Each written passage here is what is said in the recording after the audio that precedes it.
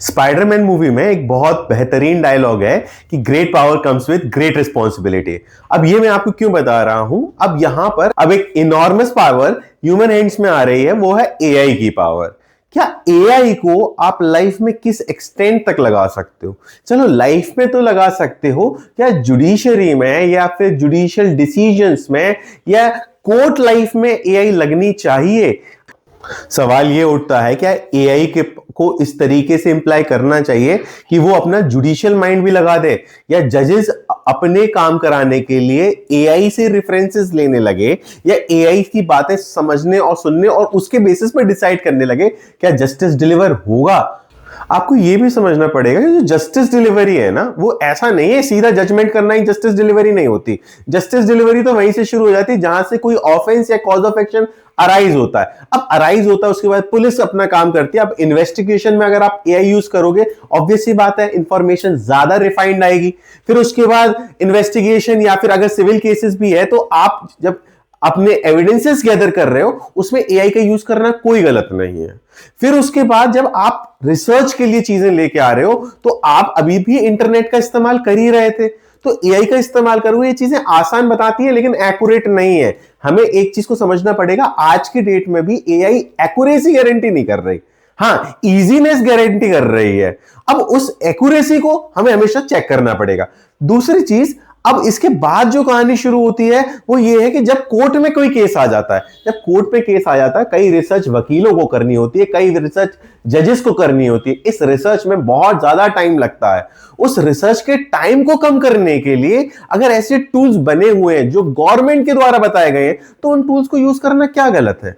उन टूल्स से हमारे जस्टिस डिलीवरी में बहुत ज्यादा एनहेंसमेंट आएगी, बहुत ज्यादा एक्यूरेसी आएगी और बहुत ज्यादा क्लैरिटी आएगी। फिर उसके बाद फिर आप उसको रिसर्च में यूज कर लिया, उसके बाद आप उसकी ड्राफ्टिंग और इसमें भी यूज कर सकते हो। सवाल यह है कि ड्राफ्टिंग के बाद जब जुडिशियल डिसीजन करानी है, जब आपको मार्शलिंग करना है, जब आपको डिसाइड करना है, क्या तब आर्टिफिशियल इंटेलिजेंस का होना चाहिए? मुझे लगता है तब नहीं होना चाहिए। तब एक जज को अपना जुडिशियल माइंड लगाना चाहिए, सारे सर्कमस्टेंस देने चाहिए, क्योंकि प्रॉम्प्ट पे जस्टिस नहीं आता। प्रॉम्प्ट्स पे अगर जस्टिस आने लगे तो फिर कोई प्रॉब्लम ही ना रहे इस दुनिया में। फिर आपको जुडिशियल माइंड लगाना चाहिए और उसके बाद आपको एक रीजन्ड डिसीजन देना चाहिए। एआई एक रीजन डिसीजन तो दे सकता है, लेकिन वो यूनिवर्सल अप्रोच लगाएगा। व्यक्ति के सर्कमस्टेंसेस को कितने प्रॉम्प्ट्स में देखेगा? आखिर एआई क्या एक ह्यूमन एलिमेंट डाल पाएगा जस्टिस में? अगर ह्यूमन एलिमेंट जस्टिस नहीं हुए, तो सारे हमारे जो ह्यूमन लॉज है वो सारे डिस्कार्ड हो जाएंगे।